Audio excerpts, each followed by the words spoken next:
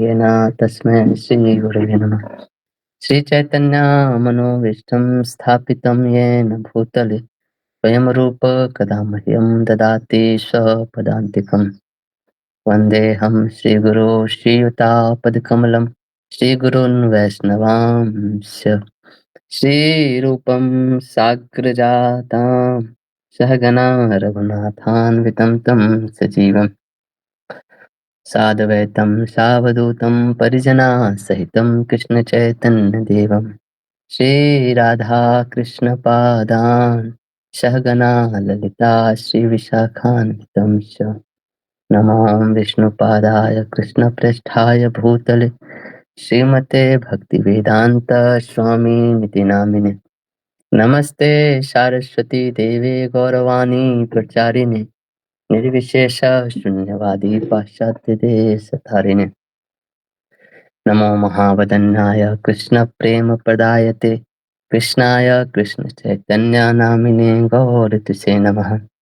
हे कृष्णा करुणा सिंधु दीनबंधु जगतपते गोपेश गोपिका कांत राधा कांत नमस्तुते तप्त कांचन गौरांगी श्री राधे वृंदावनेश्वरी वृषभानुसुते देवी प्रणमामि हरिप्रिये।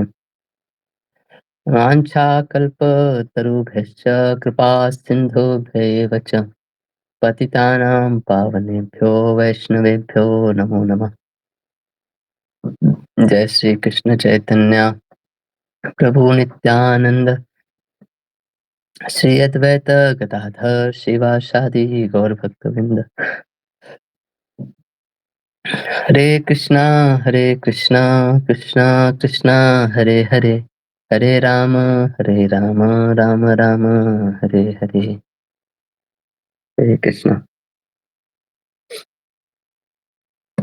तो आप लोग का स्वागत है भक्ति रसामृत सिंधु के कक्षा में। तो हम लोग श्लोक संख्या 11 देख रहे थे ना। अन्य अभिलाषिता शून्यम ज्ञान कर्मादि अनावृतम अनुकूल्येन कृष्णानुशीलनम भक्तिर उत्तमा। तो इसकी व्याख्या में हम लोग देख रहे थे कृष्णा अनुशीलनम शब्द का। तो शीलनम शब्द सारे ही क्रियाएं हैं उन सब का ही प्रतिनिधित्व कर रहा है एक तरह से, है ना। और कृष्णानुशीलनम, है ना, तो हमने कृष्णानुशीलनम मतलब उसका हमने कल ये भी देखा था ना कि जो भी कृष्णा कॉन्शियसनेस की जो भी कार्यकलाप है ना, वो सब डायरेक्ट भगवान के अंतरंग शक्ति, जो भगवान की जो स्वरूप शक्ति है उसके अधीनस्थ है वो, ना। और किसी बोनाफाइड गुरु या कृष्णा या वैष्णवों की कृपा से ही कोई ऐसा भाग्यशाली व्यक्ति होता है उसको भक्ति मिलता है ना। तब तब उसके जो भी कार्यकलाप होते हैं वो आध्यात्मिक हो जाते हैं ना। गुरु कृष्ण प्रसादे पाए भक्ति लता बीज, है ना। तो यहाँ पे जो शब्द है ना कृष्णा अनुशीलनम, कृष्णानुशीलनम ऐसे आता है वर्ड, है ना। तो कृष्ण शब्द से स्वयं भगवान कृष्ण और या भगवान कृष्ण के जो समस्त रूप है या जितने भी अन्य अवतार हैं, है ना, उन सबका यहाँ पे ग्रहण हुआ है ना। इस चीज को आगे रूप गोस्वामी भी लिखेंगे, है ना, दूसरे अध्याय में, दूसरे अध्याय के 220 से 224 श्लोक 2.1.220 to 224 में ऐसा वर्णन आएगा आगे ना। तो यहाँ पे जो कृष्ण शब्द है ना, ये एक सांकेतिक शब्द बोलते हैं, इंडिकेटिव ऐसा समझिए ना। कभी कभी क्या होता है कि एक जो शब्द यूज होता है उसका जो अर्थ है वो सिर्फ उस शब्द तक ही सीमित नहीं होता है ना, वो दूसरे चीजों को भी इंक्लूड करता है ना। ऐसे ऐसे एक बार मुझे याद है हमारे बिहार में एक छठ पूजा होता है ना। सो तो छठ पूजा जब होता है ना, तो छठ पूजा में जो लोग छठ करते हैं ना, बहुत ही शुद्धता से, साफ-सफाई से करते हैं, है ना? मतलब इवेन छठ पूजा में जो खाना भगवान को ऑफ़र करने के लिए जो खाना बनाते हैं, उसके लिए भी उपवास करके दिन भर फिर खाना बना सकते हैं आप, ऐसा है। और जो भगवान के लिए जो ये बनता है, जैसे मान लीजिए ठेकुआ बनता है, एक पकवान है, सूर्य को ऑफ़र किया जाता है, भगवान सूर्य को। तो जो ठेकुआ बनाने के लिए जो चूल्हा है, वो भी नया चूल्हा बनाया जाता है। जो लकड़ी है, वो भी नया लकड़ी लाया जाता है। जनरल जो बर्तन यूज़ होता है घर में, वो बर्तन यूज़ करके नहीं बनाते हैं। जो ठेकुआ बनाने के लिए जो आटा है ना? वो आटा भी ऐसा नहीं कि क कहीं से भी आटा लेके आ गए खरीद के। वो आटा के लिए जो गेहूँ है, गेहूँ को लाया जाता है, उसको अच्छा से धो के सुखाना है। फिर उसको जिस जहाँ पे वो गेहूँ पिसाएगा, वो चक्की को, वो जो आटा मिल है, वो आटा मिल का पूरा मशीन को धोया जाता है 1 दिन। ऐसे मतलब इतना उसको ये लेते हैं, जो उसको सुखाते हैं, वो सुखाने के लिए भी उसको बैठ के सुखाना पड़ता है कि कोई कोई उसको टच नहीं हो, और कोई दूसरे जीव से। तो एक बार याद है कि एक बार कोई एक व्यक्ति अ, हमारे गाँव में छठ पूजा कर रहा था, तो उसकी जो मम्मी थी, वो ऐसे गेहूँ को धो के सूखने के लिए रखी, और उसका एक छोटा-सा बेटा था, तो उसको बोली कि तुम यहीं पे छत पे ही मतलब ये इसी के बगल में बैठो और देखते रहना कि कोई कौवा-वौवा आके इसमें मुँह ना मार दे, है ना? कौवे लोग आते हैं ना जनरली, है ना? और अनाज का दाना चुगने के लिए। तो बोला ठीक है। तो वो देख रहा था। अ, उसके कुछ देर बाद मम्मी आते ही देखते हैं कि ये जो गिलहरी सब है, वो आराम से खा रही है। जो जो गेहूँ का दाना है, सबको निकाल निकाल गिलहरी लोग ले लेके जा रही है। तो उसको बोलते हैं, "अरे! तुमको देखने के लिए तुम क्या कर रहा है यहाँ पे?" ऐसे। तो बोलता है, "तो हम तो देख ही तो रहे हैं, तो एक भी पक्षी को आने नहीं दे रहे, भगा दे रहे हैं, है ना? एक भी कौवा अभी तक नहीं क्या है।"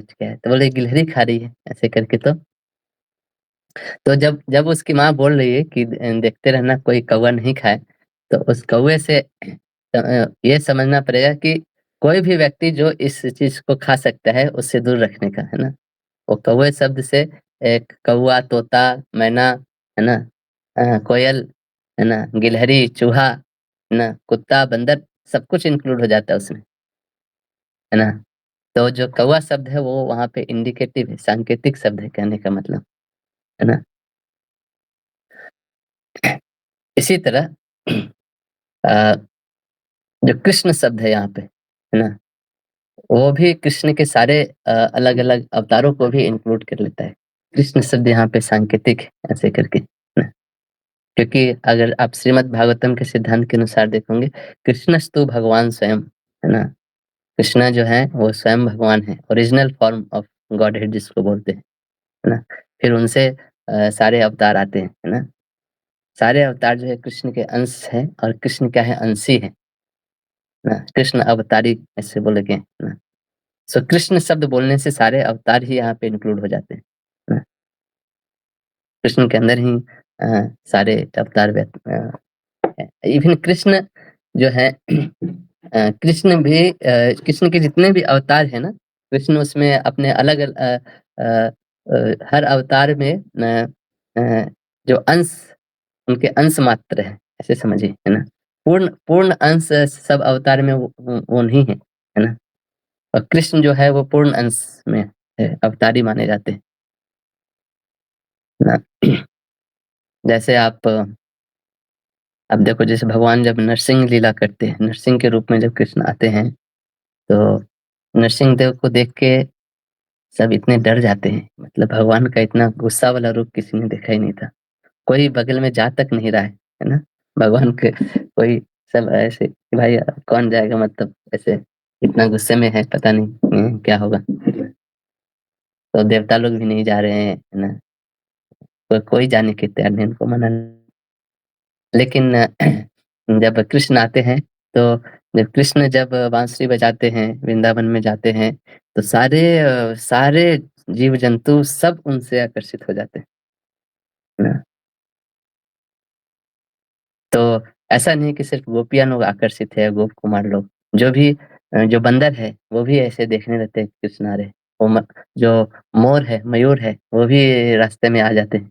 जो गाय हैं, बछड़े हैं, उनको भी आकर्षित कर देते हैं, है ना? सब पेड़, पक्षी ना सारे अलग-अलग तरह के पक्षी, तोते, कोयल सब स्तब्ध रह जाते हैं भगवान को देख के, है ना? तो सर्व आकर्षक कृष्ण हैं ऐसे करके, है ना? तो कृष्ण अपने पूर्ण अंश में है, ऐसे करके समझना चाहिए। है ना? बाकी बाकी सब अवतार में सिर्फ़ अंश उनके कुछ अंश का गुण प्रदर्शित करते हैं भगवान, है ना? पूर्ण रूप से प्रदर्शित नहीं करते, हैं। तो इवन कृष्ण में भी, है ना? इवन कृष्ण जब अवतार लेते हैं, तो कृष्ण भी पूर्णतम, पूर्णतर और पूर्ण, है ना? इन 3 रूपों में है ना? जैसे बोला जाता है कि कृष्ण जो गोकुल वाले जो कृष्ण हैं, वो पूर्णतम भगवान का पूर्णतम रूप है और मथुरा वाले जो है ना, वो पूर्णतर रूप है और द्वारका में पूर्ण पूर्ण रूप है भगवान का, ऐसे। है ना? मतलब उसमें भी अंतर है, उसमें भी जो द्वारका कृष्ण हैं और जो वृंदावन वाले कृष्ण हैं, उनमें भी अंश का थोड़ा अंतर है ना? तो यहाँ पे जो कृष्ण शब्द है उस कृष्ण से सारे ही भगवत तत्व का अधिकार है, मतलब उन सारे ही भगवत तत्व को लिया जा रहा है ना? ऐसे समझना चाहिए। तो फिर उसके आगे बोलते हैं उसके लिए फिर एक विशेषण लगाते हैं, वो कैसा है? अनुकूल्येन, है ना? अनुकूल्य से, है ना? तृतीया विभक्ति अनुकूल्येन कृष्ण अनुशीलनम, है ना? तो अनुकूल्य शब्द का अर्थ क्या होता है? कोई बताना चाहेंगे? फेवरेबल। हाँ, हाँ, फ़ेवरेबल, ओके, यस। यानी कि जो इसका एक मतलब ये है कि जो कृष्ण को जो अच्छा लगे उस प्रकार आचरण करना, कहने का मतलब, है ना? लेकिन अगर इस शब्द को अगर ध्यान से देखें, कृष्ण को जो अच्छा लगे उस प्रकार आचरण करना, है ना? तो उसके अनुसार अगर डेफिनिशन है तो इसमें आचार्य लोग बोलते हैं 2 तरह के दोष आ जाते हैं, है ना? एक अति व्याप्ति दोष होता है और एक अव्याप्ति दोष होता है ना? अति व्याप्ति दोष मतलब कोई चीज़ जब बहुत ज़्यादा मात्रा में व्याप्त होती है उसको अति व्याप्ति बोलते हैं। अव्याप्त मतलब वो चीज़ वहाँ पे व्याप्त नहीं है, वो चीज़ वहाँ पे दिखाई नहीं दे रहा है, मुझे वो चीज़ वहाँ पे प्रेज़ेंट नहीं है, तो उसको अव्याप्त बोलते हैं। और अति व्याप्त मतलब बहुत ज़्यादा मात्रा में वहाँ पे उपस्थित है वो चीज़, है ना? तो कृष्ण को जो अच्छा लगे, अगर इस प्रकार आचरण करना अगर मीनिंग निकालते हैं अनुकूल्य शब्द का, है ना? तो तो जब कृष्ण जो थे, तो मान लीजिए कि कृष्ण जो थे अ, जब कंस के जब उसमें रंग भवन में गए थे, तो वहाँ पे चाणूर और मुष्टिक थे, है ना? रेसलिंग एरिना क्या बोलते हैं उसको? मल्ल युद्ध हुआ था वहाँ पे, है ना? तो वहाँ पे बहुत कृष्ण को तो बहुत वीर रस की प्राप्ति हुई थी, है ना? क्योंकि जब भी कोई एक योद्धा, है ना, अपने जो प्रतिद्वंदी को जब ऐसे मारता है ना? तो वहाँ पे क्या बोलते हैं उसको? एक एक रोमांच, एक थ्रिल, है ना? थ्रिल जिससे पैदा होता है ना? तो चाणूर और मुष्टिक तो बार-बार कृष्ण और बलराम को ऐसे प्रहार कर रहे थे, है ना? बार-बार तो उन लोग को बहुत अच्छा लग रहा था, उन लोग को बहुत ऐसा नहीं कि उन लोग अरे बाप रे! क्या मेरा मार दिया, है ना? अगले दिन मसाज करा रहे हैं, ऐसा नहीं था। उन लोग को बहुत ये प्रतिद्वंदी को देख के बहुत अच्छा लगा, ऐसा। मतलब उनको वीर्य रस में उसका आस्वादन कर रहे थे भगवान, है ना? जैसे जैसे आप किसी के साथ पंजा लड़ाते हैं आजकल लोग ना ऐसे टेबल पे 2 हाथ रख के। तो मान लीजिए आप 25-30 साल के हो, आपके सामने एक 5 साल का बच्चा आ जाए, तो उसमें थोड़ी मज़ा आएगा, उसको तो आप ऐसे ही बार-बार हरा दोगे। लेकिन कोई ऐसा प्रतिद्वंदी आ जो एकदम टक्कर देता हो, है ना? जो आपके ही उम्र का हो, है ना? तो मज़ा आता है ना देखने में लोगों को। ये जो मैच है वो बहुत भयंकर होने वाला है। देखते हैं कौन जीतता है ना? 2 पार्टियाँ बनती है, लोग सपोर्ट करते हैं, ऐसा, है ना? कोई इधर से सपोर्ट करता है, कोई उधर से सपोर्ट करता है ना? तो वीर रस का आस्वादन होता है वहाँ पे, ऐसे समझिए, ना? तो अगर ऐसे ना जैसे आपको मैं एक श्लोक दिखाता हूँ, है ना? श्रीमद् भागवतम में इस वीर रस के शायद गांधारी बोलती है ये बात।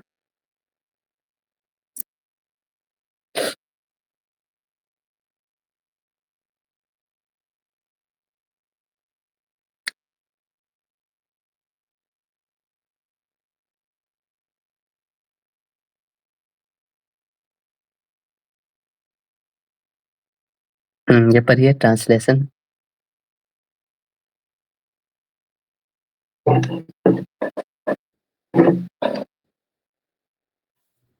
The gentle and chaste Gandhari, who was the daughter of King Suvala of Gandhar or Gandhar, followed her husband, seeing that he was going to the Himalaya mountains, which are the delight of those who have accepted the staff of the renounced order, like fighters who have accepted a good lashing from the enemy.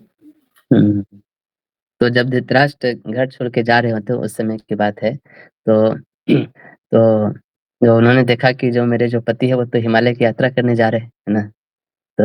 तो यहाँ पे वो अ, ए वो जो सन्यासी को कैसा सुख मिलता है, जो घर-बार छोड़ के, सब कुछ छोड़ के जब वो निकल जाता है ना? सब कुछ से अनासक्त लगता है उसको, दुनिया का सारा बोझ खत्म हो गया अचानक, ऐसा ऐसा परिवर्तन लगता है, कुछ है ही नहीं दुनिया में। तो बोलते हैं उसको कैसा सुख होता है, जैसे वीर पुरुषों को जो लड़ाई के मैदान में ना, अपने शत्रु के द्वारा जो प्रहार होता है ना, तो उसको कितना आनंद होता है कि अच्छा ये हो गया, अब मैं दिखाता हूँ। है ना? अ, तो वैसा ही आनंद मिलता है, यानी कि शत्रु के द्वारा प्रहार किए जाने पे जो वीर होते हैं ना, वो और भी आनंदित होते हैं। ना? तो अगर इसके अनुसार अगर देखा जाए, है ना? तो क्या ये जो चाणूर और मुष्टिक थे, वो भी क्या भक्त थे इस डेफिनिशन के अनुसार? अनुकूलेन कृष्णानुशीलनम, क्योंकि उनके जो भी क्रियाकलाप थे, है ना? अ, वो तो कृष्ण को बहुत प्रसन्न कर रहे थे, एक तरह से देखा जाए तो, है ना? है ना? तो तो एक अति व्याप्ति ऐसा लगता है ना? है ना? लेकिन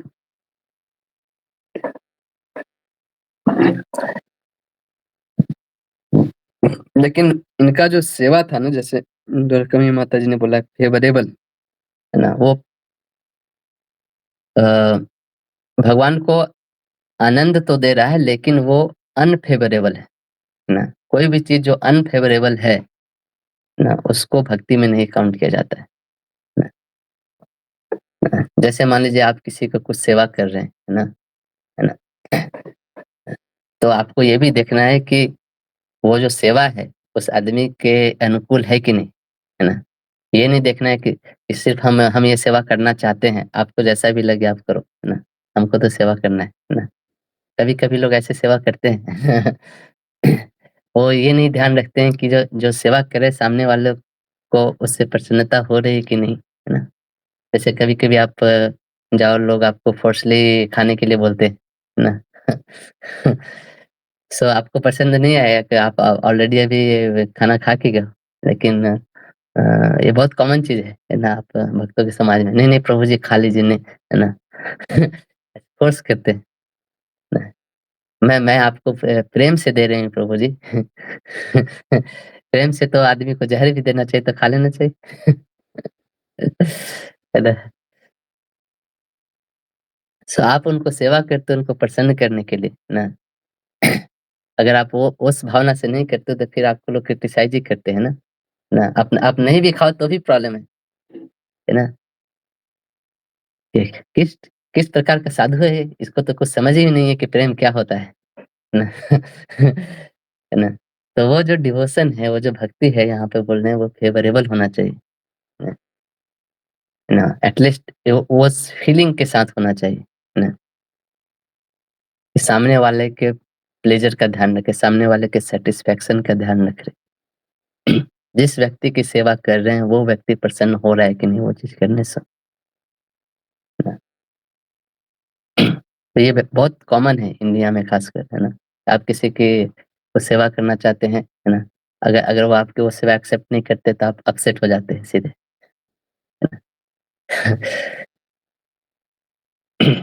तो कभी-कभी उनको सिर्फ़ सैटिस्फाई करने के लिए हम वो सेवा एक्सेप्ट करते हैं, है ना?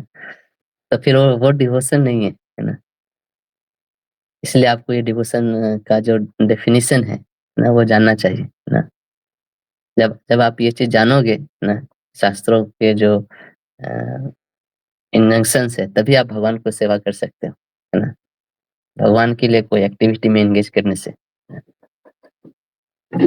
ये नहीं कि जस्ट मुझे ये अच्छा लगता है सेवा करना इसलिए मैं ये करूँगी, है ना? सामने वाले को अच्छा लगे या ना लगे, वो हमें पता नहीं है। तो फिर वो सेवा नहीं है, है ना? जिसको सेवा कर रहे हैं, वो व्यक्ति प्रसन्न होना चाहिए, है ना? और इसी के विपरीत अव्याप्ति दोष है ना, आपको जो एक श्लोक पढ़ाता हूँ और मैं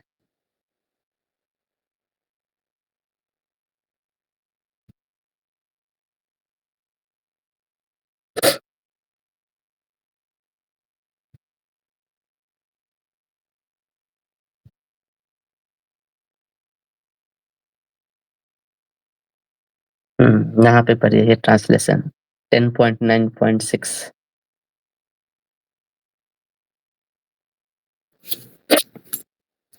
Being very angry and biting his reddish lips with his teeth, Krishna, with false tears in his eyes, broke the container of yogurt with a piece of stone. Then he entered a room and began to eat the freshly churned butter in a solitary place. हुँ।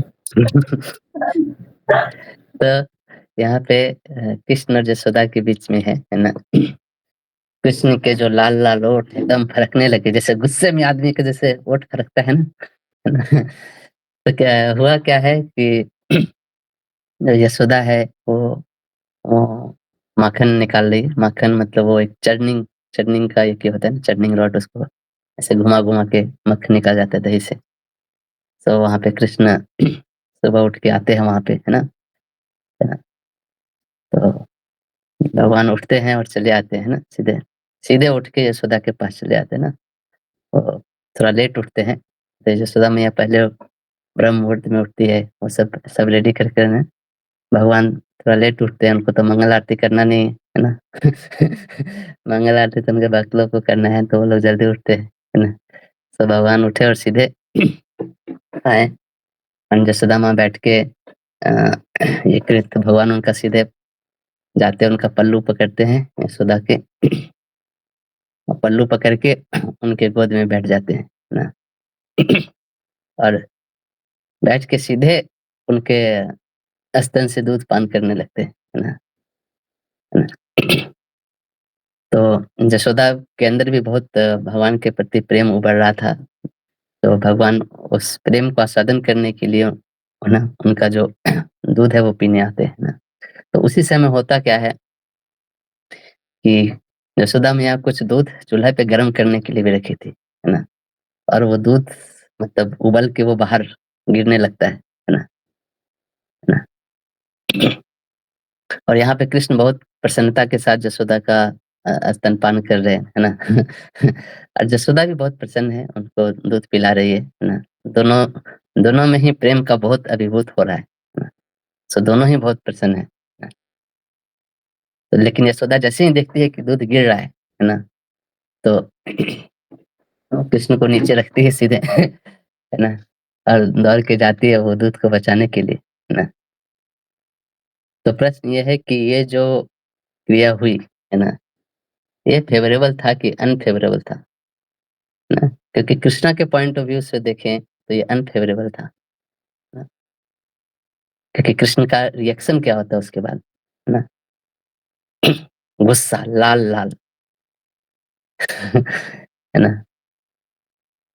कम गुस्सा नहीं, एकदम तीव्र वाला गुस्सा, है ना? So it's not devotion, है कि नहीं? अनुकूलेन कृष्णानुशीलनम, सर्विंग कृष्णा फेवरेबली, है ना? ये भगवान कृष्ण के रिलेशन में ही था, बट भगवान कृष्णानुशीलनम ही था, लेकिन इट वाज नॉट फेवरेबल ना, अगर इस डेफिनेशन से देखा जाए तो। तो क्या वो जो क्रिया थी, जो दूध को बचाना, है ना? कृष्ण को वहाँ पे रख के चले जाना और दूध को बचाना, वो कृष्ण के लिए प्लीजिंग था कि नहीं था, है ना? कृष्ण तो बहुत गुस्सा हो जाते हैं, है कि नहीं? गुस्सा होना मतलब वो प्रसन्न नहीं है, तभी तो गुस्सा हो रहे हैं।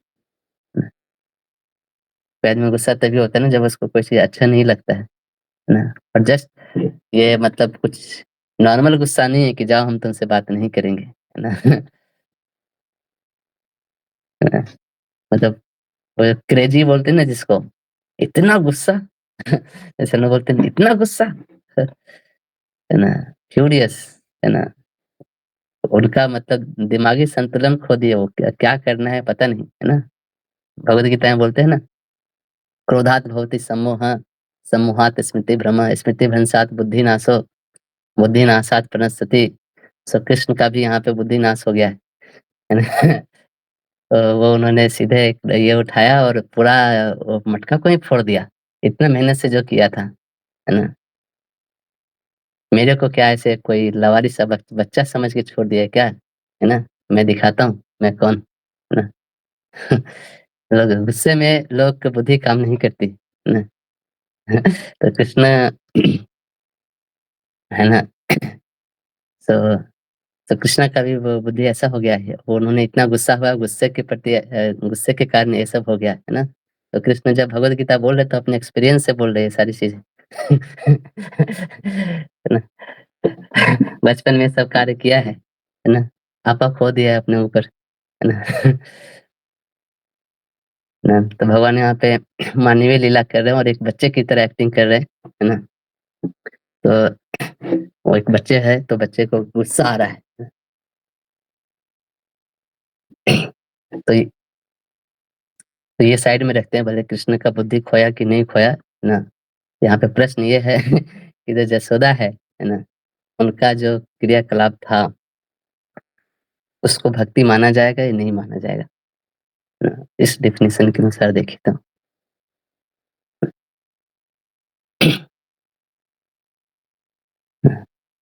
तो प्रश्न ये उठ जाता है कि अगर आप इस परिभाषा को देखोगे तो ये तो भक्ति नहीं माना जाए, क्योंकि कृष्ण को तो अप्रसन्न कर रही है ना? लेकिन फिर ये भी होता है कि कृष्ण जो यशोदा जो है वो तो भक्त है ना? वो कोई भी ऐसा कार्य नहीं कर सकती है जो भक्ति नहीं है। ये पॉसिबल नहीं है उसके लिए कोई भी ऐसा चीज़ करना जो भक्ति नहीं है। अगर वो ऐसा है तो फिर इसका मतलब डेफिनिशन के साथ कुछ प्रॉब्लम है ना? यहाँ पे अव्याप्ति दोष हो जा रहा है ना? जसोदा में ऐसा दिख रहा है कि वो अनुकूलन नहीं है। तो अब ये जो परिभाषा है ये भी गलत, पूर्ण रूप से गलत नहीं हो सकता है कि क्योंकि ये परिभाषा भी एक ऐसे व्यक्ति के द्वारा लिखा गया है ना? वो व्यक्ति भी अथॉरिटी है कहने का मतलब, है ना? एक प्रॉब्लम यहाँ पे हो जाता है ना? ये परिभाषा में कुछ लूप है, कुछ गलत है क्या? है ना?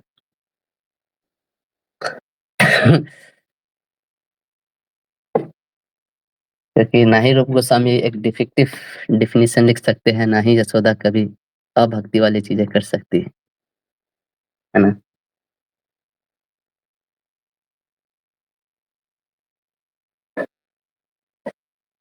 तो यहाँ पे अगर हम अनुकूल शब्द का अगर अर्थ इस प्रकार लें कि वैसा आचरण करना जो जो कृष्ण को अच्छा लगे, है ना? तो हमने जो पिछले जो 2 श्लोक देखे ना, उससे ऐसा लगता है कि असुरों में बहुत अति व्याप्ति है और यशोदा में बहुत अव्याप्ति है ना? असुरों की भक्ति है बहुत तीव्र है और यशोदा में भक्ति कम है ना? इस शब्द से तो यही लग रहा है। तो इसीलिए हम लोग आचार्य को चाहिए, हमारे आचार्य लोग का परपोर्ट चाहिए इस चीज़ को समझने के लिए। हाँ। तो आचार्य लोग जो कमेंट्री लिखते हैं, ना अभी रूप गोस्वामी तो लिख के चले गए, कमेंट्री लिखने वालों को अपना पूरा दिमाग खपाना पड़ता है। वही इस चीज़ को अब कैसे सही साबित करें। ना इधर कर रहे हैं तो इधर ये हो जा रहा है, इधर कर रहे हैं तो इधर ये हो जा रहा है ना? दोनों को ही फिट करना है ना? तो तो आचार्य लोग लिखते हैं कि यहाँ पे जो अनुकूल शब्द से है ना, अनुकूल शब्द से ये जानना चाहिए कि प्रतिकूल का अभाव, प्रतिकूल के अभाव को ही अनुकूल कहते हैं, है ना?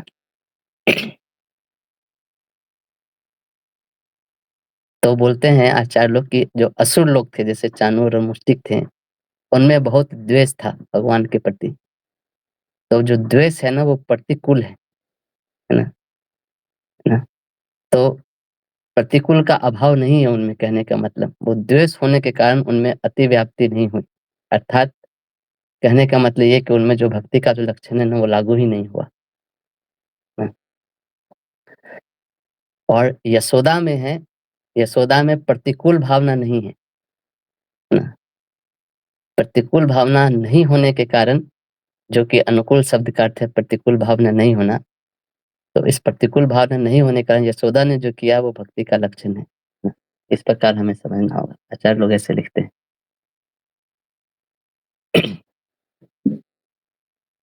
जैसे अनुकूल मतलब जो एक अनुकूल मतलब कोई पॉजिटिव कार्य हुआ, प्रतिकूल मतलब नेगेटिव, है ना? जैसे हम लोग बोलते हैं ना, धारा के अनुकूल, जैसे आप नदी में नाव चलाते हो ना, तो जिस जिस साइड धारा बह रही है, उस साइड चलाओ तो आपका बहुत अच्छा स्पीड होता है, तो बोलते हैं नाव धारा के अनुकूल चल रही है ना?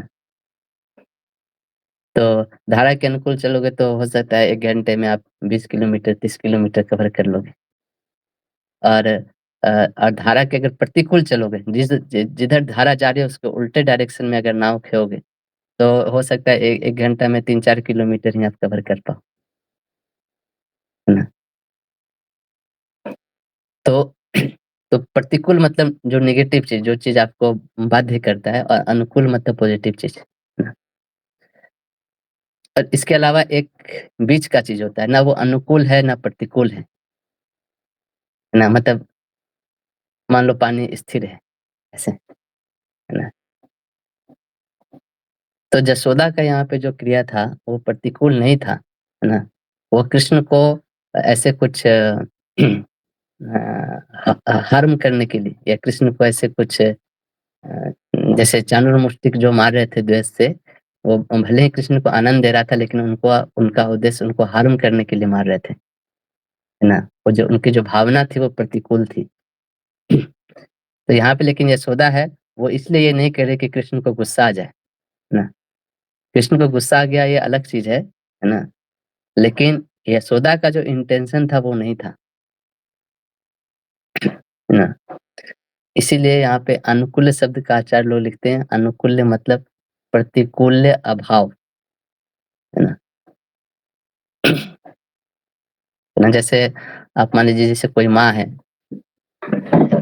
अपने बच्चे को दवा खिला रही है, खासकर जो छोटे बच्चे होते हैं ना, उनको दवा खिलाना बहुत मुश्किल काम होता है ना?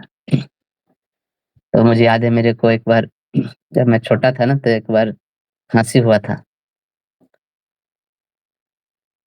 खाँसी भी हुआ था, खैर खाँसी के उस समय ना कफ सिरप, मीठी वाली कफ सिरप नहीं आया करती थी, एकदम तीखी वाली आया करती थी।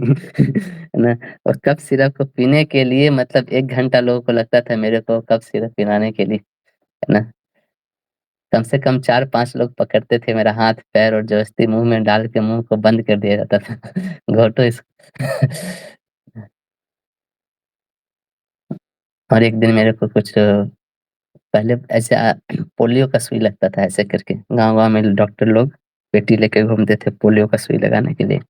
अभी पोलियो का ड्रॉप दिया जाता है ना।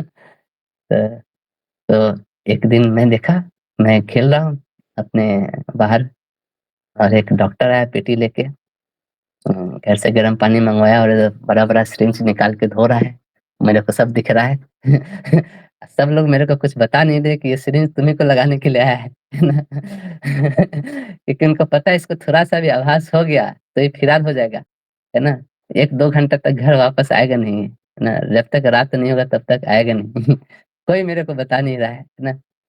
डॉक्टर भी मेरे से बहुत प्रश्न पूछ रहा है, बात कर रहा है आराम से, है ना? और लास्ट में मेरे को एकदम जब सब कुछ उसका रेडी होगा, मेरे को आभास होने लगे ये मेरे को ही पढ़ने वाला है।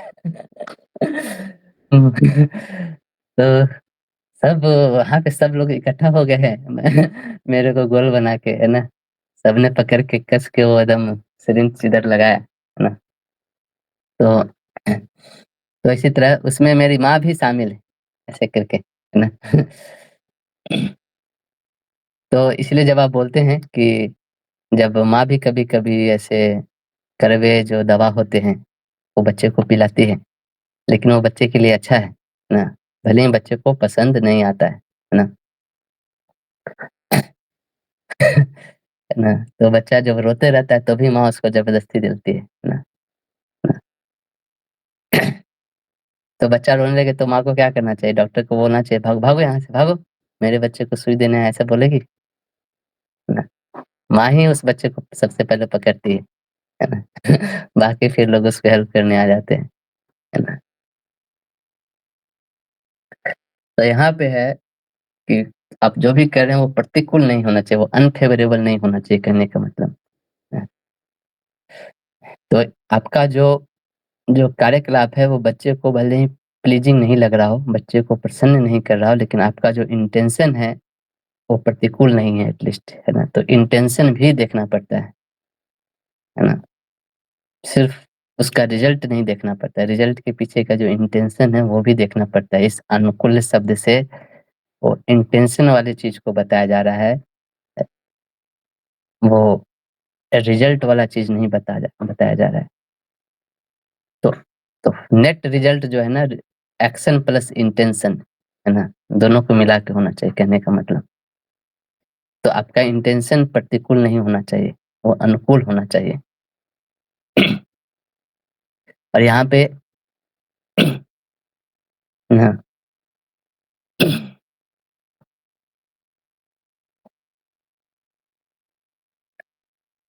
कभी-कभी जैसे कभी-कभी लोग ये भी प्रश्न उठा देते हैं, है ना? मतलब काउंटर आर्गुमेंट एक ये भी है यहाँ पे कि जैसे आप कभी-कभी किसी के यहाँ पे गए हो, है ना? और वो आपका आपको बोलते हैं कि नहीं-नहीं आप खाइए, है ना? आपका आपका पेट पूरा भरा हुआ है, तो भी आपको फ़ोर्स करते हैं खाने के लिए, है ना? सो यहाँ पे बोलते हैं कि उनका उनका इंटेंशन भी खराब नहीं होता है। अगर अगर आप इंटेंशन की बात कर रहे हैं, तो उनका भी तो इंटेंशन खराब नहीं है। वो भी आपको प्रेम से ही दे रहे हैं, है ना? अब आपको वो खिला के मारने की कोशिश तो नहीं है, ऐसा इंटेंशन नहीं है कि ये खाए और मर जाए, है ना? ऐसा इंटेंशन तो नहीं है। तो क्या उनका उनका जो क्रिया है, वो भक्ति में काउंट नहीं किया जाएगा? ना। तो तो एक और फिर इसका काउंटर आर्गुमेंट देते हैं कि देखो जो दवा खिलाने वाला जो केस था ना वो बच्चे को क्योर करेगा, बच्चे को स्वस्थ बनाएगा, है ना? लेकिन ये ओवर ईटिंग वाला जो प्रेम है ना तुम्हारा वो आदमी को परेशानी में डाल देगा, है ना? उसको क्योर नहीं करेगा, उसको बीमारी बढ़ा देगा, है ना? तो बोलते हैं कि यहाँ पे सिर्फ इंटेंशन ही नहीं, ऐसा नहीं कि सिर्फ खराब इंटेंशन का अभाव, है ना? उसका इफ़ेक्ट भी अच्छा नहीं है ना? वो जो खाना खिलाएगी ज़बरदस्ती उसका इफ़ेक्ट भी अच्छा नहीं है। सो ये अंतर यहाँ पे समझना पड़ेगा, है ना? नेट जो है वो इफ़ेक्ट प्लस इंटेंशन दोनों को मिला के देखना होता है ना? ना? कोई प्रश्न? हरे कृष्ण प्रभु जी, दंडवत प्रणाम। हाँ, दंडवत प्रणाम। प्रभु जी, फिर इसमें कृष्णा के प्लीज और डिसप्लीज होने का तो मतलब कोई सेंस ही नहीं है ना, मतलब बस यही दो चीज देखनी है। भगवान तो असुरों के उसमें भी प्लीज हो जा रहे हैं और यशोदा मैया पे डिसप्लीज हो जा रहे हैं, सब लोग गुस्सा कर रहे हैं। हुँ। तो ख़ैर इस लीला में अगर देखा जाए तो कृष्ण का जो डिस्प्लीज़ है ना, वो मतलब इसके बहुत सारे पहलू हैं, इस बहुत सारे एंगल से इसको देख सकते हैं। ना यशोदा यहाँ पे सोच रही है कि ये जो मेरा जो स्तन का जो दूध है ना? वो कृष्ण को पूर्ण रूप से अ अ, न मतलब वो सफिशिएंट नहीं है कृष्ण के लिए, है ना? कृष्ण को दिन में और बार भी दूध पिलाना पड़ेगा, है ना? ये फुल्ली मतलब कृष्ण को ये नहीं करेगा, है ना? तो वो ये सोचे कि जो स्टोव पे जो हमने जो दूध को रखा है बॉइलिंग में उसको उसको बचाना ज़रूरी है। क्यों बचाना ज़रूरी है? क्योंकि ये दूध कृष्ण को लगेगा फिर से दोपहर में, शाम को, है ना? तो कृष्ण के लिए ही वो दूध बचाने की सोच रही है ना? वो अपने लिए नहीं सोच रही है ना? ये दूध कृष्ण का है, उसके हिस्से का दूध है, उसको बचाना पड़ेगा, है ना? तो उस बच्चे के अच्छाई के लिए थोड़े समय के लिए ये बच्चा नाखुश भी हो जाए तो चलेगा, है ना? है ना? तो अ, तो जसोदा का यहाँ जो प्रेम है ना? यहाँ जो प्रेम भक्ति है, वो एकदम हाइट पे है वो एकदम। ना, है ना? मतलब बस उनका जो इंटेंशन है वो इस चीज़ को भी पार करने के लिए रेडी है कि मतलब अ, वो लॉन्ग टर्म में कृष्ण के लिए क्या अच्छा है, वो ये सोच के वो एक्शन ले रही है ना? है ना? है ना? तो कृष्ण को वो दूध भी अच्छा लगता है ना? जब यशोदा जो मेहनत कर रही है उस दूध को, है ना? मक्खन निकाल रही है, वो सब भी उनको अच्छा लगता है ना? तो अल्टीमेटली कैसा है ना कि मैं क्या बोलना चाह रहा हूँ कि अ, जो भक्ति का जो चीज़ है ना वो मतलब ये जो परिभाषा है भक्ति का, एक्चुअली इसमें व्यक्ति को साइकोलॉजी समझना पड़ता है, सामने वाले की, है ना? साइकोलॉजी समझे? साइकोलॉजी मतलब उसके मन के चीज़ों को समझना, उसको साइकोलॉजी बोलते हैं बेसिकली, है ना? तो ये जो पूर्ण बुक है, वो साइकोलॉजी समझने का ही बुक है ये, है ना? आप जब बाद में आएँगे तो भाव, भक्ति और ये सब जब आएगा, है ना? तो उसमें यही सब चीज़ समझाया जाएगा, है ना? भाव क्या है? वो अंदर की चीज़ है ना, भाव क्या है? वो एक इमोशंस है ना? मन के अंदर, है ना? एक अस्थायी भाव होता है, परमानेंट जो मूड होता है। फिर उसके बेसिस पे फिर सात्विक भाव, व्यभिचारी भाव, ये सब आते जाते रहते हैं। तो भक्ति है, ये जो ह्यूमन साइकोलॉजी है ना? उसको समझने का एक साइंस है वो, है ना? तो मतलब 2 टाइप के आप समझो साइकोलॉजी है ना? एक साइकोलॉजी है जो हम लोग आजकल मॉडर्न दुनिया में जो ह्यूमन बिहेवियर को स्टडी करके समझते हैं, है ना? जनरल जो नॉर्मल पीपल होते हैं, जो बुद्धिजीव है, उनका जो साइकोलॉजी है ना? और दूसरा है जो भक्ति साइकोलॉजी है ना? है ना? भक्ति वाला साइकोलॉजी जो भक्त लोग होते हैं ना, उनके बहुत एबनॉर्मल और सुपर नॉर्मल एक्टिविटीज़ होते हैं। है ना? तो तो भक्त लोग कैसे बिहेव करते हैं, है ना? है ना? हम लोग जैसे ऑलरेडी ये डिस्कस किए थे ना काम और प्रेम में अंतर, है ना? सो बाहर के लोगों का जो साइकोलॉजी है ना, वो काम पे निर्भर करता है ना? भक्त लोग का जो साइकोलॉजी है, वो प्रेम के द्वारा प्रभावित होता है ना? ये प्रेम ही है जो उनको सारे कार्यकलाप कराता ना? है ना? नहीं तो ये जो भक्त लोग हैं ना, हर दिन सुबह-सुबह उठ के, है ना, मॉर्निंग में इतना ठंडा में चादर टोपी पहन के वृंदावन में कहीं घूम रहे, है ना? ना, इतना ठंडा होने के बाद भी खाली पैर घूम रहे, है ना? कोई कोई नॉर्मल इंसान बोलेगा ये क्या है? पगला गया है क्या ये लोग? है ना? ये खाली पैर क्यों चलना है इनको? है ना? है ना? तो एक भक्त को क्या ऐसा चीज़ फ़ोर्स करता है ये सब चीज़ करने के लिए? ना, तो साइकोलॉजी यही है, उनके मनोविज्ञान को समझना, है ना? कि इस पर्सन को क्या ऐसा चीज़ इंस्पायर कर रहा है इस टाइप की एक्टिविटी करने के लिए, है ना? हुँ, जब आप उस चीज़ को समझोगे तब आपको समझ में आएगा उसके पीछे का साइंस क्या है ना?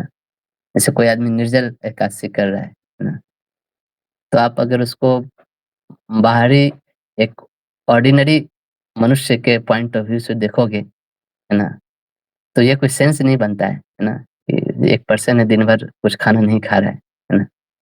या ये आदमी अपना वेट लूज़ कर रहा है, डाइटिंग पे है ना? लोग ऐसा समझेंगे। या फिर इसलिए खाना नहीं खा रहा है कि पैसा बचाना चाहता है ना? है ना? क्यों ऐसा कर रहा है ना? जो मॉडर्न साइकोलॉजी है वो इस इन सब चीज़ों का प्रश्न नहीं दे पाते, है ना? जैसे इस बार मैं घर पे गया था तो मैं एकादशी किया, तो एकादशी में मैं पूर्ण उपवास रखा। सब लोग मेरे ऊपर हावी हो गए, है ना? तो मेरी बहन है मेरी मम्मी को ऐसे बोल रही है कि तुम्हारे कारण ही ऐसा भाग गया है, ऐसे करके। पहले तो सब खाता था, फिर एक दिन बोला एकादशी करके पहले तो एटलीस्ट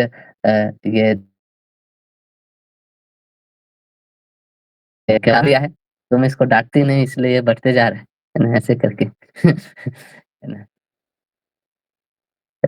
तो बाहर के लोग इस चीज़ को समझ ही नहीं पाते हैं, है ना? आंसर ही नहीं कर पाते हैं, है ना? एक बार तो लोग ऐसे समझे कि इसके पास पैसा-वैसा नहीं रहता है इसलिए खाना छोड़ दिया है। तो कभी-कभी घर पे लोग बोलते हैं, "यहाँ पे सब व्यवस्था है, तुमको जो चाहिए वो मिल जाएगा, भूखा रहने की ज़रूरत नहीं है।" ऐसे करके बोलते हैं। ना? या कोई-कोई ऐसा सोचते हैं कि इसका दिमाग खराब हो गया है, ये मतलब ये अब नॉर्मल आदमी की तरह नहीं है, इसका ऐसे भी सोच लेते हैं, ना? कुछ लोग उसको फिर नाम दे देते हैं, है ना? मेंटल डिसऑर्डर बोल देते हैं, है ना? मॉडर्न साइकोलॉजी को अगर इस चीज़ को एनालिसिस करना हो तो बोलेंगे कोई आदमी अगर निर्जल कर रहा है, तो बोलेंगे इसका बीमारी का कुछ नाम दे देंगे कि हर 15 दिन में ये आदमी क्रेज़ी हो जाता है। है ना? ऐसे करके कुछ नाम दे देंगे। ऐसा हुआ है बहुत बार। जब प्रभुपाद जब फॉरेन में प्रीचिंग कर रहे थे तो बहुत सारे लोग जब ये भक्ति वाले जब कार्यकलाप कर रहे थे तो उनको पागल घोषित कर दिया, उनको मेंटल हॉस्पिटल भेजा जाता था, इंजेक्शन दिया जाता था, एज़ इफ कि उनको कुछ बीमारी हो गई है ना? लोग एनालाइज़ करते थे कि इसके बिहेवियर में ये सब चेंजेज़ कहाँ से आए, है ना? उनको अलग वार्ड में रखा जाता था, टॉर्चर किया जाता था, क्योंकि मॉडर्न लोग समझ ही नहीं सकते हैं भक्ति वाला साइकोलॉजी।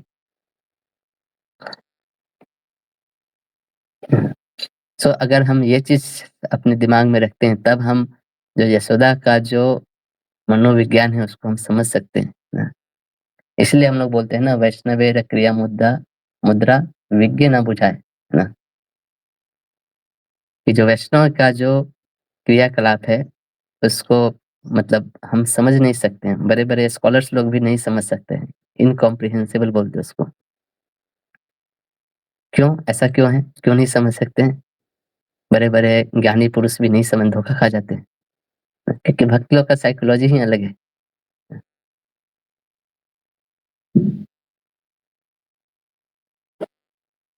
क्योंकि जब हम किसी व्यक्ति को समझने की कोशिश करते हैं ना, तो उस व्यक्ति को हम अपने एक्सपीरियंस के अनुसार, अपने प्रत्यक्ष प्रमाण के अनुसार समझने की कोशिश करते हैं, है ना?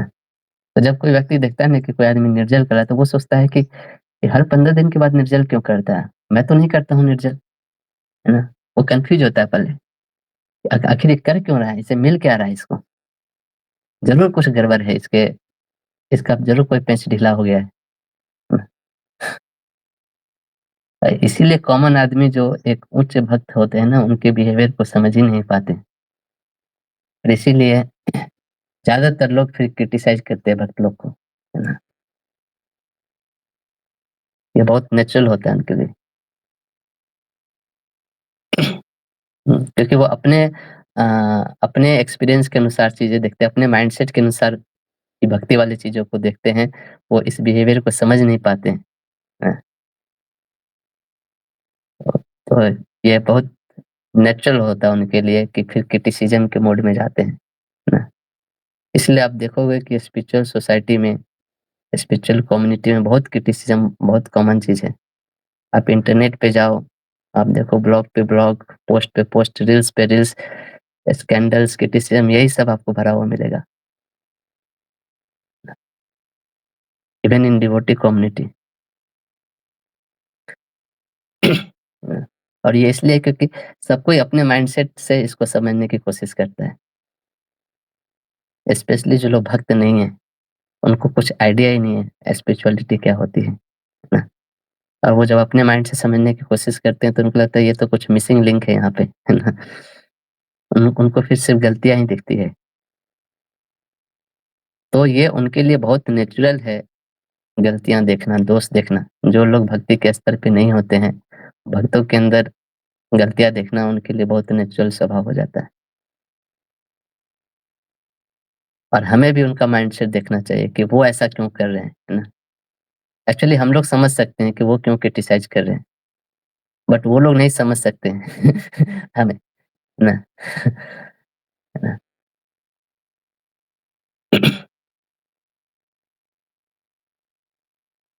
सॉरी आपका क्वेश्चन क्या था? मैं तो क्वेश्चन ही भूल गया। हाँ, चला गया साइकोलॉजी वाले पार्ट में चला गया मैं। प्रभु जी क्वेश्चन ये था कि जैसे भगवान तो असुरों से भी प्रसन्न हो जा रहे हैं उनके युद्ध करने से, उनको खुशी हो रही है, वीरता वो वाला रस जो हो रहा है, वीर रस। और यशोदा मैया के इससे भी भगवान गुस्सा हो जा रहे हैं। तो मतलब यशोदा मैया वाला तो समझ में, चलो हम समझ सकते हैं कि वो तो भगवान अल्टीमेटली तो समझते हैं वो लीला के लिए गुस्सा हो रहे हैं, पर अल्टीमेटली तो वो प्रसन्न ही है, मतलब अंदर से यशोदा मैया से ये वाले एक्ट से भी प्रसन्न ही है। पर असुर वाले केस में उनसे भगवान प्रसन्न हो रहे हैं, तो फिर तो इस डेफिनेशन में अनुकूल का ऐसा देखा जाएगा ना कि भगवान के प्रसन्न और ना प्रसन्न होने से अनुकूल का कोई लेना देना नहीं है। तो यहाँ पे जो हम लोग रूप गोस्वामी जो डिफिनीशन लिख रहे हैं ना, वो भक्ति का डिफिनीशन नहीं लिख रहे हैं, ये उत्तमा भक्ति का डिफिनीशन लिख रहे हैं। तो हर एक वर्ड इम्पोर्टेंट है। भक्ति उत्तमा, है ना? आप इस श्लोक को लास्ट से पढ़ना चालू करो। मतलब संस्कृत में कैसा होता है ना, क्रिया और सब्जेक्ट वर्ब कोई भी चीज कहीं भी लिख दिया जाता है ना? तो आप लास्ट से पढ़ना शुरू करो, उत्तम भक्ति कैसा होता है, तो ऐसे होता है ना? तो यद्यपि कोई कृष्ण अनुशीलनम कर रहा है ना? है ना? और वो ऐसा प्रतीत हो कि वो फेवरेबल भी है, अनुकूल है ना? है ना? लेकिन अगर वो इस प्रतिकूल के अभाव में फेवरेबल नहीं है, इस प्रतिकूलता के अभाव के साथ फेवरेबल नहीं है ना? अगर वो कोई चीज किसी अपने पर्सनल कोई मोटिव है या पर्सनल कुछ इच्छा है, अपना कुछ व्यक्तिगत बेनिफिट है, तो वो फिर उत्तमा भक्ति काउंट नहीं होता है ना? ना? यद्यपि उसका जो इंडेवर है, उसका जो चेष्टा है, वो भगवान को प्रसन्न कर रहा है ना? लेकिन अगर उसके अंदर कुछ पर्सनल डिजायर है, कोई सेल्फिश मोटिव है, अल्टीरियर मोटिव है, कुछ मोटिवेशन है, भगवान को प्रसन्न करने के अलावा कुछ दूसरा मोटिवेशन है ना? तो वो जो उत्तमा भक्ति का जो फल है, उसको वो नहीं मिलता है ना? ना? जो जो जो फल जो है ना उत्तमा भक्ति का, वो है कृष्ण प्रेम। मतलब ये सबसे सुपरलेटिव फल है, ऐसा समझिए। लेकिन इसके अलावा भी बहुत सारे फल है, ऐसा समझिए। तो ये जो सुपरलेटिव जो फल है ना, कृष्ण प्रेम, वो उसको नहीं मिलता है। जैसे कोई आदमी, जैसे मैं शुरू में बताया था, कोई आदमी हर दिन फल खरीद के आता है और भगवान को मंदिर में आता है, दे के चला जाता है, तो वो भी भक्ति है। लेकिन फिर इस डेफिनेशन के अनुसार वो उत्तमा भक्ति के अंदर फिट नहीं होगा ना? तो ऑब्वियसली वो चाणूर मुष्टिक भी कृष्ण को हो सकता है प्रसन्न कर रहे हो, लेकिन उसमें प्रतिकूल का अभाव नहीं है। अनुकूल मतलब अनुकूल शब्द कहने से ये दोनों चीज समझना चाहिए, फेवरेबल भी होना चाहिए और प्रतिकूल का अभाव भी होना चाहिए। तो फेवरेबल इन द सेंस कि सिर्फ ये पार्ट तो हो जा रहा है कि कृष्ण प्लीज हो जा रहे हैं, लेकिन प्रतिकूलता का अभाव नहीं होने के कारण उनको जो उत्तमा भक्ति का जो रिजल्ट है ना, उसको भक्ति के अंदर वो काउंट नहीं किया जाएगा, है ना? है ना? उत्तमा भक्ति के अंदर उसको काउंट नहीं किया जाएगा। यस तो मुझे मतलब ये क्वेश्चन शायद मैं अच्छे से वोट नहीं कर पाई। ये जब हम बोलते हैं कि अनुकूल वाला पार्ट, अनुकूल जब हम बोल रहे हैं, तो हमको उसमें सिर्फ 2 ही चीज़ देखनी है ना कि इंटेंशन हमारा भगवान को प्लीज़ करने का है और उसका इफ़ेक्ट अच्छा होना चाहिए, फ़ेवरेबल टू द लॉर्ड। तो इसमें भगवान उससे प्लीज़ हो रहे हैं या नहीं फॉर द टाइम बीइंग उससे कोई लेना-देना नहीं है। हाँ, यस, लेकिन भगवान फॉर टाइम बीइंग प्लीज़ नहीं हो रहे हैं, लेकिन अल्टीमेटली प्लीज़ हो रहे हैं। लॉन्ग तो टर्म। भगवान यशोदा से फॉर टाइम बीइंग प्लीज़ नहीं हो रहा है, लेकिन वास्तव में वो प्लीज़ हो रहे हैं। हाँ, हाँ। ऐसे ऐसे समझना चाहिए। ओके, और प्रभु जी 1-2 एग्ज़ाम्पल मतलब इसको अच्छे से ग्रास्प करने के लिए प्रैक्टिकल लाइफ़ के जैसे हम एग्ज़ाम्पल लेंगे, जैसे सपोज़ रूप गोस्वामी वाला है। तो रूप गोस्वामी से जो वो वैष्णव नाराज़ हो गए थे, जबकि रूप गोस्वामी ने कुछ नहीं किया था। तो वो ऐसा लग रहा था कि वो एंटी भक्ति हो गया है, पर एक्चुअल में उनका इंटेंशन तो भगवान को प्लीज़ करने का ही था।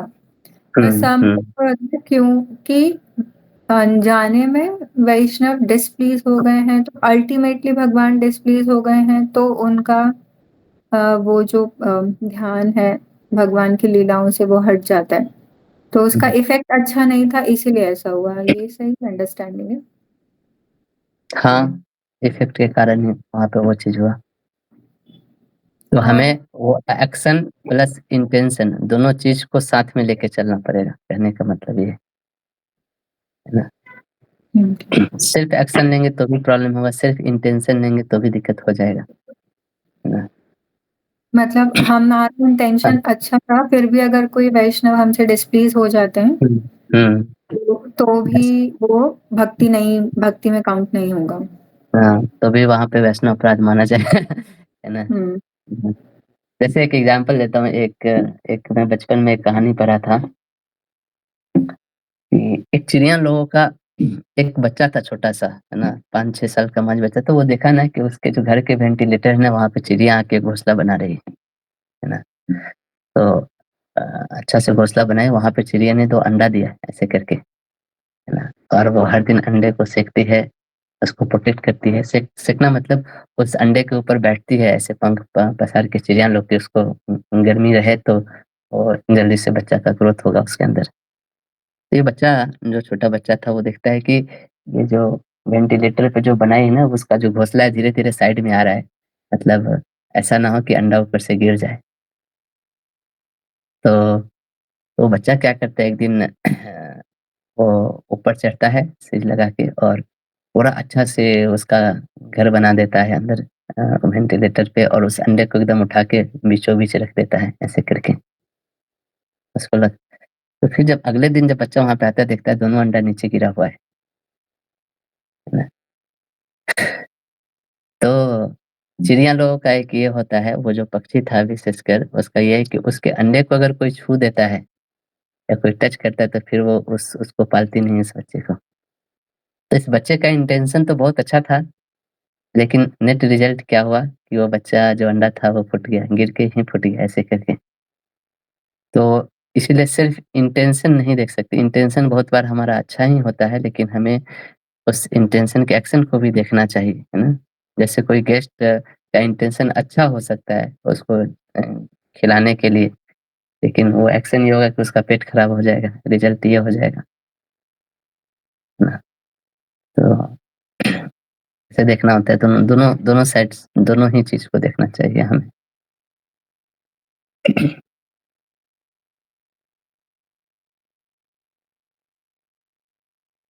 है ना?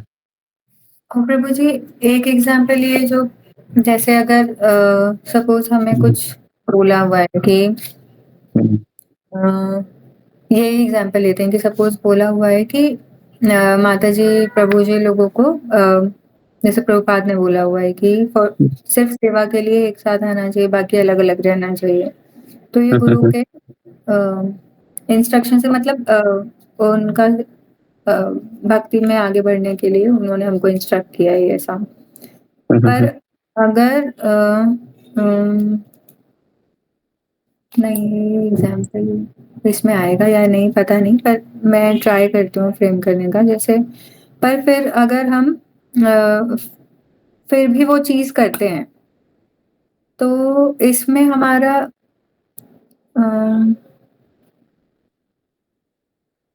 इंटेंशन ही देखिए 2 चीज़ होता है, एक होता है गुरु त्याग और गुरु भोग, है ना? है ना? अगर हम इसका कारण अगर समझने की कोशिश करेंगे तो देखो जनरली जब लोग गुरु की सेवा करते हैं ना धीरे-धीरे, सेवा तो करते हैं लेकिन लॉन्ग टर्म तक वो जो सेवा वाला जो एटीट्यूड है ना उसको मेंटेन नहीं कर पाते, है ना? जैसे शुरू में जैसे ये जो एटीट्यूड होता है ना कि हम अपने गुरु के प्रसन्नता के लिए गुरु की सेवा में लगे हैं और उनको प्रसन्न करना ही मेरे जीवन का लक्ष्य है ना? लेकिन क्या होता है ना वो जो सेवा जो करते हैं ना उसके पीछे भी व्यक्ति का बहुत सारा मोटिव कभी-कभी छुपा होता है ना? सिर्फ सिर्फ इतना ही मोटिव नहीं होता है कि हम उनको प्रसन्न करें, उसके अलावा भी छोटे-छोटे बहुत सारे मोटिव उसके साथ जुड़े होते हैं, है ना? कि इनको प्रसन्न कर देंगे तो मेरे को हो सके इंचार्ज बना दे। है ना? है ना? हो सके मैं तो प्रसन्न करना ही चाहता हूँ, बाहर की दुनिया में यही दिखता है, लेकिन प्रसन्न इसलिए कर कर रहे हैं कि मैं इनके मतलब वन ऑफ द चहीता बन जाऊँगा तो मेरे को बहुत इज़्ज़त-सम्मान मिलेगा। मतलब ये सब बहुत हिडन मोटिव होता है, जो कभी-कभी उसको भी पता नहीं रहता है कि ये मोटिव से वो सर्व कर रहा है क्योंकि वो पहली बार ऐसा सोचा होता है, फिर बाद में अनकॉन्शियसली ही करता है उस चीज़ों को वो। तो जब जब लोग ऐसे करते हैं ना तो इतना कुछ करने के बाद भी उनको वो जो साधु को एक सेवा करने का जो फल होता है ना वो उनको प्राप्त नहीं हो पाता है ना। उसके बदले उनको वो मिल जाता है जो उन्होंने अंदर जो छिपा हुआ जो जिस भावना से वो कर रहे थे उसका फल उनको मिल जाता है, वो साधु सेवा का फल नहीं मिलता है। लेकिन अगर किसी व्यक्ति का जो उद्देश्य बहुत जेन्युइन है ना, मतलब जेन्युइनली वो शरणागत होके सिर्फ उनकी प्रसन्नता के लिए ही जी रहा है, तब उसके अंदर वो भक्ति के सारे जो लक्षण है वो प्रकट होने लगते हैं, जो कि शास्त्रों में दिया गया है। हमारा क्यों नहीं प्रकट होता है क्योंकि हमारे अंदर ये सब अनर्थ है, ये सब अल्टीरियर मोटिव्स होते हैं। इसलिए इतने दिनों से माला करने के बाद भी कुछ परिवर्तन नहीं हो रहा है। है ना? इतने दिनों से भक्ति इतना परिक्रमा कर रहे हैं, काशी कर रहे हैं, है ना? तो उसके बाद भी भक्ति धीरे-धीरे प्रकट ही हो रही है हमारे अंदर से ऐसा लगता है ना?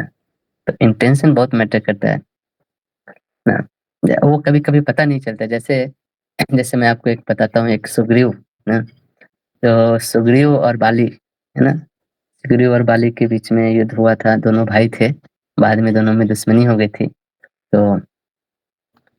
तो सुग्रीव जो है उसको अ, हाँ, अगला जन्म में फिर से वो ऐसे बन के आता है ना, कर्ण कर्ण के रूप में आता है सुग्रीव ऐसे करके। तो कृष्ण लीला में तो बोलते हैं कि सुग्रीव ने अ, जो पाप किया था, अधर्म किया था, उसके लिए उसको फिर से आना पड़ा, ऐसे ऐसे लोग बोलते हैं।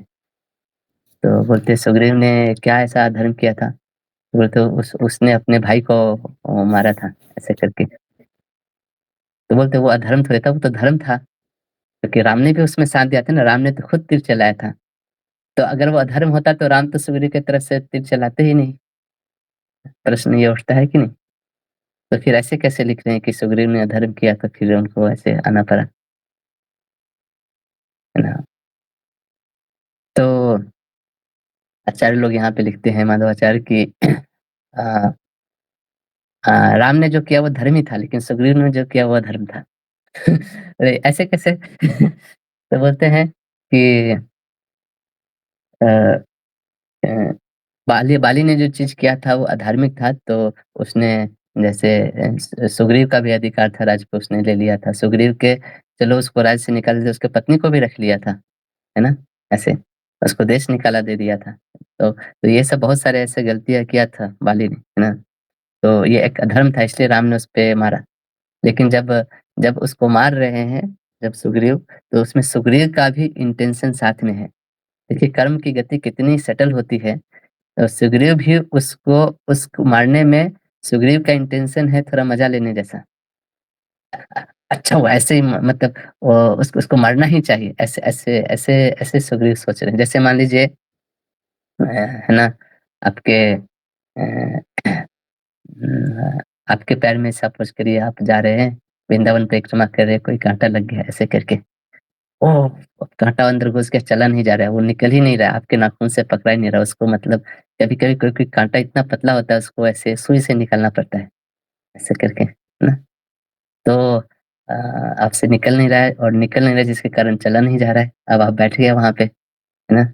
और फिर पीछे से कोई अक्षिता आई, है ना? वो परिक्रमा कर रही थी धीरे-धीरे और आप तेज़ी से आगे बढ़ रहे थे, है ना? वो मन में ऐसे सोचते हुए आ रही है कि ये तो बहुत तेज़ी से जा रही है ना? है ना? मेरे को पीछे छोड़ के, है ना? अब अब आई काँटा लगा ना, अब तुम बैठो यहाँ पे। तो आप बोलते हो कि अरे बहन थोड़ा मेरा को हेल्प कर दो यार, काँटा लग गया, निकल ही नहीं रहा है मेरे से, है ना?